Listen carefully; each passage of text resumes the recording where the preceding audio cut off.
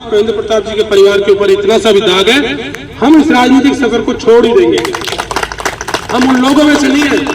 मेरे फादर ने राजनीतिक यात्रा को साधना के तौर पर जिया है और परमार्थ ही उनका सर्वोपरि दे रहा है।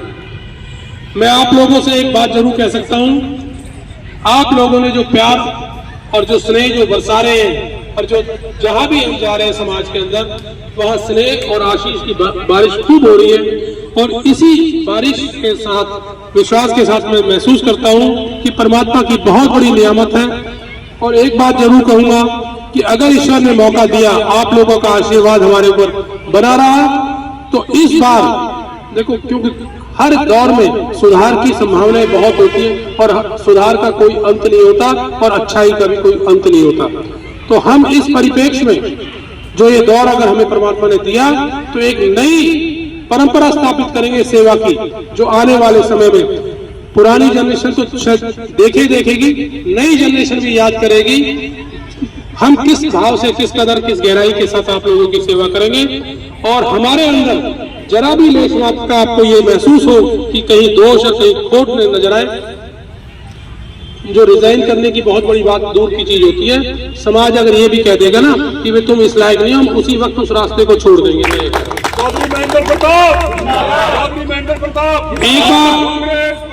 एक बार साहु देवीलाल जी ने कहा था कि जो लोग चयन करते हैं लोकसभा में या विधानसभा में अपने प्रतिनिधि चुनते हैं, उनको ये अधिकार भी होना चाहिए कि कई बार जनप्रतिनिधि सोचता है कि मैं एक बार चुन गया, 5 साल के लिए मेरा पट्टा हो गया।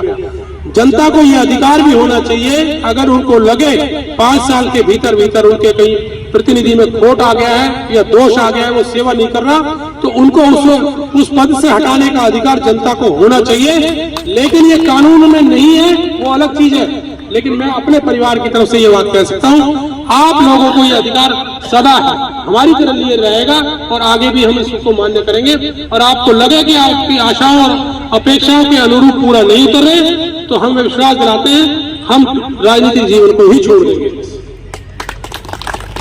और मैं आपसे एक बात जरूर करूंगा कि गांव का सरपंच भी जब चुनाव लड़ता है, या ब्लॉक मेंबर भी कहीं चुनाव लड़ता है, या आपकी एसोसिएशन भी चुनाव लड़ती है, कई बार होते हैं ना चुनाव, जो उसमें जो व्यक्ति जाता है तो ये कहता है कि मैं आप लोगों के लिए ये करूंगा, मैं आप लोगों के लिए ये करूंगा। वो अपना परिचय देता है और अपने कर्म का परिचय देता है। पूरे देश में हर व्यक्ति जो चुनाव लड़ रहा है, बीजेपी का कैंडिडेट कोई भी है, मैं किसी की आलोचना नहीं करना चाहता, उसके मुख में एक ही बात है, मोदी जी के नाम पे वोट दे दो। अरे भले आदमी, कम से कम अपना भी तो कुछ अपना पेश कर दो लोगों के सामने कि भैया मैं ये किया है और आगे ये करूंगा।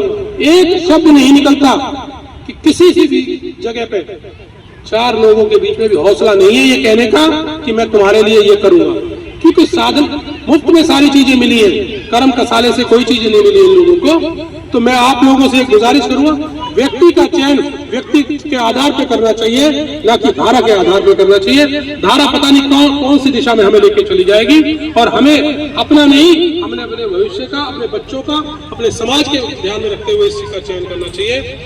और एक बात और मैं कहना नहीं चाहता इन चीजों को, चाहे वो भगवान श्री राम जी का विषय होता है या कोई बात लेके कहते हैं कि राम जी के नाम पे वोट दो।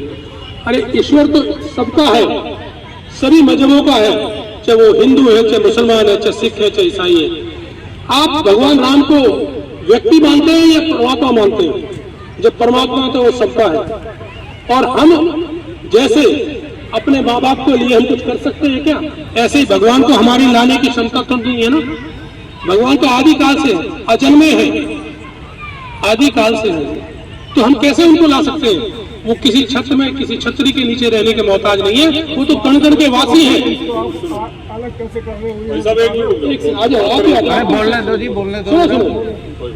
ईश्वरी, अगर ईश्वरी तत्व को मानते हो तो ईश्वर जो है हमारी अंतरात्मा और साधना के अंदर प्रवेश करते हैं, ना कि किसी वस्तु में प्रवेश करते हैं।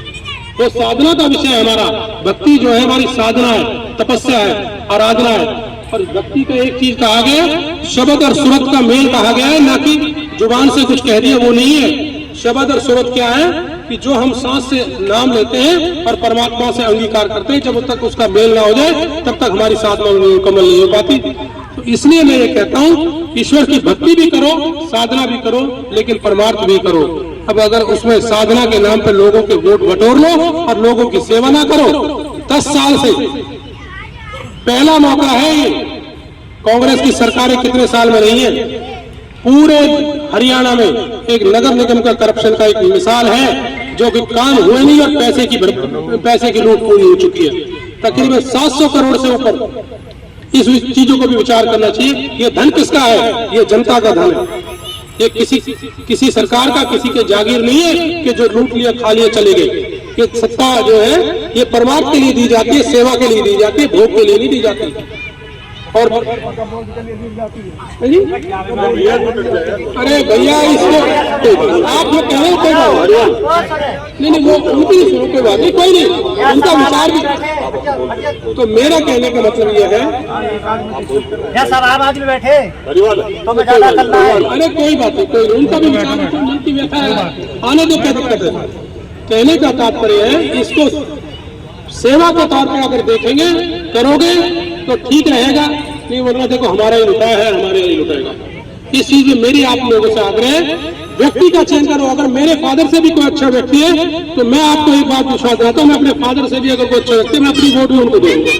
मैं उन लोगों में से नहीं जो ये कहते कि मैं अपने फादर को वोट दूंगा। हमें व्यक्ति का चयन करना समाज के लिए करना है, हमें अपने लिए नहीं करना।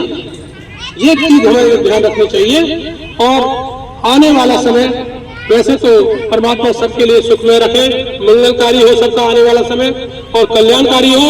लेकिन आपको एक फिर आखिर में विश्वास दिला रहा हूँ, हम परमार्थ ही जब तक जिएंगे परमार्थ ही करेंगे, और हमारा लक्ष्य परमार्थ ही था और आज भी है और कल भी रहेगा। इन्हीं शब्दों के साथ आप लोगों से एक ही आग्रह है कि अपनी अंतर आत्मा और चेतना के आधार पर व्यक्ति का चयन करना, धारा प्रवाह में मत बहने की कोशिश करना। इन्हीं शब्दों के साथ आपका बहुत बहुत शुक्रिया, धन्यवाद।